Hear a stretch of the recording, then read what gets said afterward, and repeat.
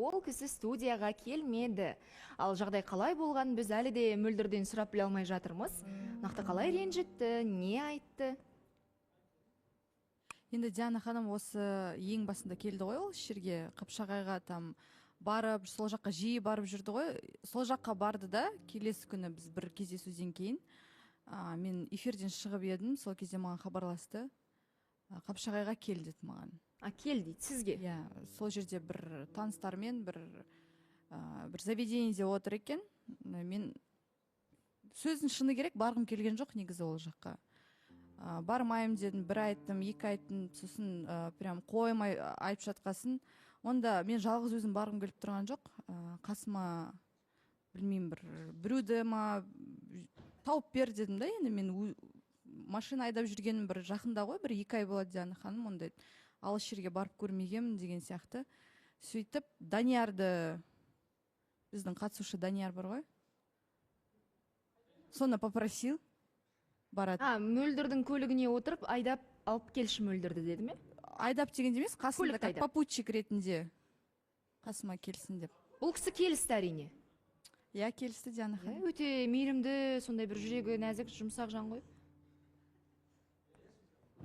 Сөйтіп Данияр бар, сіз бар, Қапшағайға жол тартасыздар, е? Айта берсін бе? Жарайды. Данияр келісті, оны мен әр ойландым, бер ойландым да бармайым дедім соңына қарай.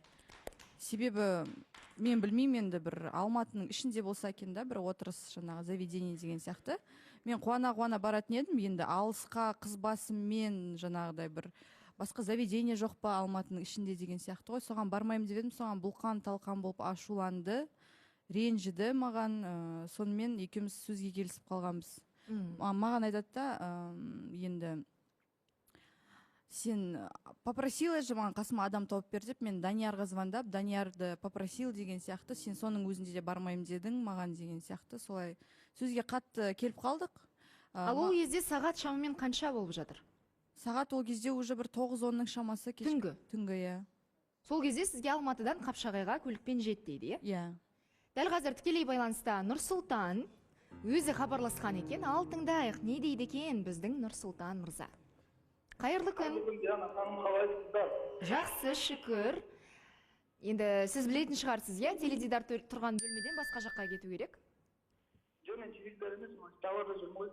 Далада? Көріп атқан жоқпын былай. Қапшағайда емессіз бе? Ау. Естіліп атыр ма? Жақсы естіліп атыр ма, Диана ханым? Иә, телефон тұтқасына сіздің бетіңіз бе бір жер тиіп жатқан сияқты. Сандар басылып жатыр.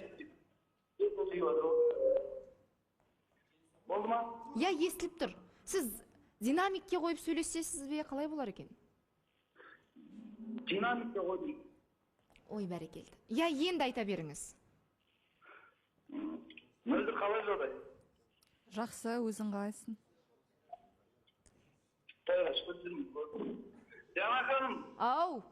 Бұл жерде білмеймін, Мөлдір не айтқанын естіп атқан жоқпын, көріп атқан жоқпын, бірақ кінәнің артын алмай менен ғой. Білеміз. Қапшыға сөйлеп қойдым. Ашуға беріп тұрдым, Қапшағайда орын дайындап, анау дайындап, романтический вечер күндеп, сонда Данияр дайындап, бәрін дайындаған. Келмегеннен кейін мен бұлқан қалғаным шықты, ашуға беріп тұрдым. Бірақ енді түнгі уақытта Алматыдан Қапшағайға, иә, қатты бір жақын жерде айта алмас едім, қызды кездесуге шақырған дұрыс па, жалпы санаға, қисынға сыя ма? Бірінші кездесуде кімсімен танысып, күйеу боласып отырып, қалап отырып, мен оны айтып жүргенім ғой, негізі Қапшағайға отырып барамыз деп. Ол айтып жүрген мәселе ғой. Жоқ, егер бір күндізгі уақыт болса мейлі екен. Жоқ, біреу тауып берді, біреу қасыма біреу тауып берді, сонымен Даниярға звондап, Данияр келісті. Бұл келатырмын десе, бір моментте мен бармайым, алып қалса соғыммен. Енді өзіңіз мына картинаны елестетіңізші, иә? Қапшағай, түнгі сағат 11-12 болады ғой Алматыдан жеткенше, иә? Данияр бар, сіз барсыз, сіздің жолдастарыңыз, кілең еркектер, және солардың арасында ішінде бір ғана әйел, ол Мөлдір болады. Жақсы, ол отырыс күшті болып өте ме? Қалай ойлайсыз? Ол жерде жолдастар ешкім болмады. Ол жерде мен өзім болдым. Енді бір өзіңіз Қапшағайды кезіп жүрген жоқ шығарсыз? Жоқ, сол Алматыда бір таныс бала ашқан ғой, онда соны ордыда. Соның ба Алматының баласы, Темірланның досы. Жаңадан бір сөзden айтқанда, мен қателігін түсіндім, кешірім сұрап, ертесіне келген кезде, уже ертесіне өлді маған қалды. Құрылғанның жүнде, ертесіне келіп жолға деген, ол кезде де жолғамады ертесіне.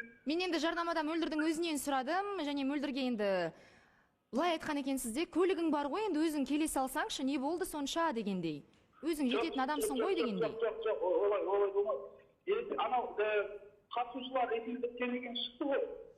Шыққаннан кейін мен сразу хабарласқан кезде Мөлдір елшілікке айтты, жүр барасың ба деді. Елшілік бармайды. Одан кейін мен қасыма біреу топ деді.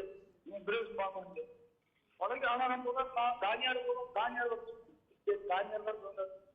Bir сөз айтқанда де, мен дұрыс емес қой деп алған.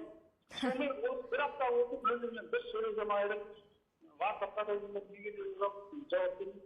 Ал неге Шымкентке кетіп қалғансыз, бұл мәселенің басын шешіп алмай ашып? Жаңадан Шымкент кеткенде менде жұмыс мәселесі қатты қысып өтті ортасында. Жұмыс. Мен редакторларға да күніге сұрағам бар, жібермей жатыр, бүгін де сұрағам. Бүгін де келем деп ойлаған, мақсатым болған, бүгінге де жүремеді. Солай болса, Сіздің арна, сізді біздің арнадан қызғанып қалған шығар? Қызғанатын адам емес ғой. Сөйтіп, енді не істейміз? Енді не істегенде же, білмеймін енді, бұл барлық мәселе, барлық Мөлдір ханымның қолында ғой. Мен де қолымда ғой, бірақ мен пока кешірім сұрап, бірге жолығып, мен осы демалыста болам Алматыда. Ендігі апта келе аласыз, эфирге?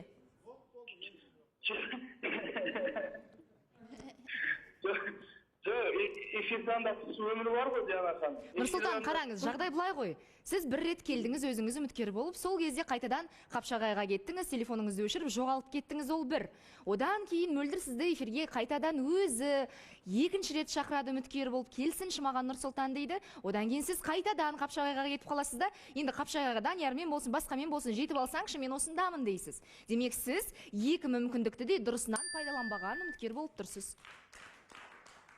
Енді осыдан кейін кімге ренжисіз? Осы жағдайлардан кейін. Ешкімге ренжіп жатқан жоқ. Жоқ, мен жаңа ханым бір ренжитіндей, мен көрдім жоқ, мен ешкімге ренжіп, ешкімге қапа келісімді айтып жатқан жоқпын. Бар күні менен ғой. Қызға ренжуге бола ма? Қызға қыздың тағалауға бола ма? Просто мен сол кезде келмегеніме, келем деді да, одан кейін машина жіберейін онда, машина келдім деді. Одан келем дегеннен кейін мен де жаңа ханым ашуға, эмоцияға беріліп, артық әңгімелер айтып көрдім. Артық әңгіме.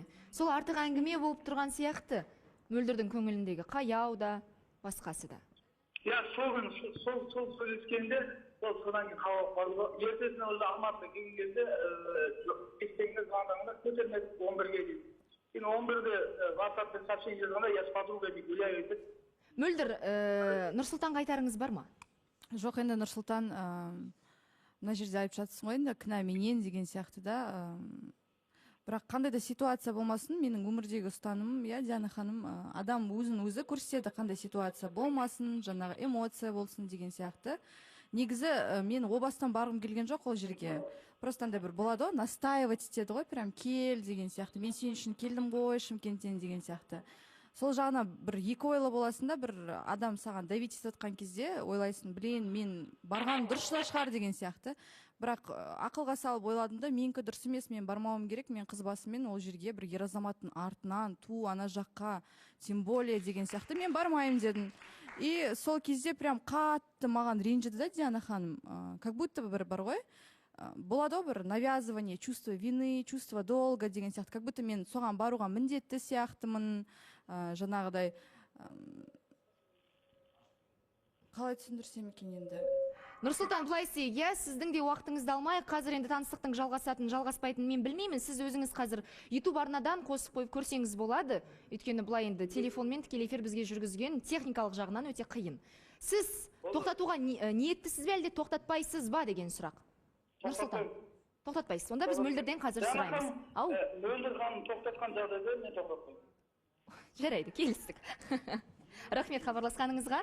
Айдана. Диана ханым, сәлеметсіздер ме? Негізі мөлдір сен ешкімге ешнәрсе не должна дегенде ғой, сен бару керек дегенде өзіңе чувство вины жаңағы сезініп жатырмын дейсің ғой. Негізі мен ер азаматтардың бойында ең жек көретін қасиетім барайын деп едім, істейін деп едім, үйтейін деп едім, сюрприз ұйымдастырайын деп едім, бірақ болмай қалды деп біреуге бір жала жаба салады да. Негізі Диана ханым бармағаны өте дұрыс, қыз баласы ер азаматтың артынан ешқандай бару керек емес. Біріншіден, екіншіден действительно бұл бір жақын жолдағы жер емес. Және де қыз баласының қаншалықты көлігі бола тұрса да, егерде ер азамат қыздың артынан жаңағы келіп ол жерде үміттеніп жүрсе, ол машинаны жіберу керек. Диана ханым, мен, например, менің ер азаматым түнгі уақытта машинамен шыға сал дегенді құптамаушы едім. Өйткені ол қауіпсіз, мен үшін қауіпті. Вот и все. Нұрсұлтан бұл іс-әрекеттермен анау жолдарда айтқам, Диана ханым, ешқандай да іс-әрекет, қадам деген нәрсе жоқ. Барлығы жай ғана бір сөз. Ужас. Иә. Диана ханым. Ақтөре, Санжар, ренжімесеңіз енді 4 күндік эфирлік бір пікір ішінде толып қалған шығар бір Жоғалып кісінің. кеткен балаға берейге. Жоқ, бұл жерде былай болған сияқты, негізі Нұрсұлтан былай бір қатты бір келсін емес, сен жай ғана тексерген сияқтышы. Өйткені қалай бұл мен үшін не істей алады деген сияқты. Мен де Шымкенттен келдім ғой, мен де бүйттім ғой. Жай ғана үшін тексерісті, бұны сендер ушықтырып жіберіп отырсыңдар. Негізі ол сенің келгеніңді де қаламайды шынымен. Любой ер азамат айдала Қапшағайға бір қызды келіп шақырып алмайсың ғой, шын ойнап айтасың да, келсейші, келесі сай, машинаң бар ғой деп айта салған шығар шын. А былай негізі айтпаған, сен соны серьезно қабылдап қалдың да, ол сөзін ұрыс басталды. Және Ақтөре, сізге сұрақ, енді бір модадан, трендтерден хабары бар маман ретінде Санжардың үстіндегі киімді сіз бізге түсіндіріп берсеңіз. Жалпы қандай баға бересіз? Фэшн маман ретінде. Диана ханым, бұл ешқандай мода емес, өйткені мына жерге ауа өтпейді, өте ыстықтаймыз, содан кейін бір жағын шешіп отырмыз. Ана жақ ыстықтамайды. Мына жаққа жел соғады. Ана жаққа жел соқпайды. соқпайды, иә. Ол мода емес, ол сондай әдейі істелінген дүние. Иә, өте орынды. Сіз Ақтөренің ізбасары болып, ана бір жейдесін киіп еді ғой? Ана бір іші пысқан баланың бір модасы шығар, Диана ханым. Сіздікі де сондай болды ғой, иә, іші пысқан адамдікі? Менікі жилетке болды ол, Диана ханым, ол специально. Жилетке? Жилетке. Женсиде. Жилет. Енді Ақтөренің үстінде киіп отырған ешкімдікіне ұқсамай ма, Диана ханым, қалай ойлайсыз? Қоңыр. Жұғысты болсын деп киіп алды ғой деймін. Тойға байланысты, иә? Өте орынды айтасыз. Енді есіме түсті. Ол ыстықтамайды ғой енді. Жаңағы Мөлдірге бірден кетсем бола ма? Осы жерде енді маған сенің бір жағы сөздерің ұнамай отыр да, осы жерде өзің ортаға шығып, жыларман болып, мен негіз тоқтатпағым келіп еді, Диана ханым, тағы маған бір үміт беріңіз, мен Нұрсұлтанмен бірге болғым келеді дедің. Дұрыс айтатын негізі Ақтөре, тура мен сондай ойды айтайын дегенде проверк не істейді екен деп. Сен де адамды сынағанда осы бәле дейсің ғой, прям сығып алып, жанын алып тұрып сөйлейсің, иә, істеріңді істейсің. Ол да саған солай жасады да, бірақ сен мысалы неткен жоқсың, жаңағы өте алған жоқсың да, оның да. Сынып қалды, иә? Сынып қалды, иә. Но соның өзінде де былай болады ғой, он для меня кто деген сияқты қылдырып айтасың да, бір бейтаныс, ешкім танымаған адам сияқты болса бір жөнді, просто оның алдында да өткен сезонда да оны көрдің. Осы кезде де Алматыда болған кезде сөйлесін